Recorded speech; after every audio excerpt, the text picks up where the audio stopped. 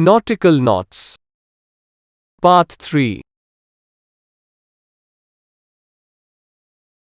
Splicing ropes. It is a method of joining two ropes together or making an eye at the end of the rope by interlocking the strands. All splices reduce the strength of the rope by 1/8. The only tools needed for splicing are a pointed wooden spike, a having mallet for heaving tucks into place, and a sharp knife.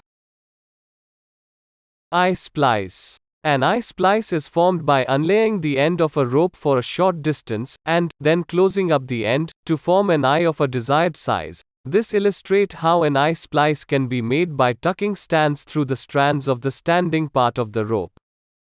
Short splice. Used to join two ropes when it is not required to pass the rope through a block.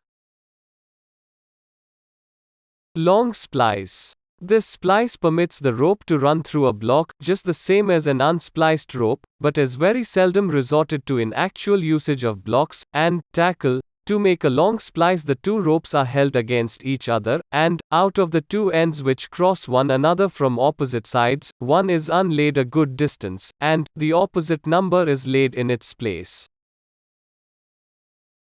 The same process is repeated with the second pair of strands, but by working towards the opposite direction. The third pair is left in its original position. An overhand knot is then made with each pair, and, after pulling tight, each strand is divided into two, and tucked away, over, and under, the successive strands. Back splice. This splice is used for securing the end of the rope. Splicing of wires. In splicing wire, great care should be taken to prevent kinks getting in the rope or strands.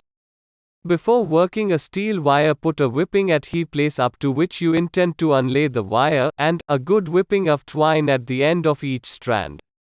Steel wire is 6 standard with a heart of hemp. Flexible steel wire rope has a heart of hemp in each stand. For making the eye splice, you require a long tapering steel marline spike. In splicing wire, all tucks are made with the lay of the rope.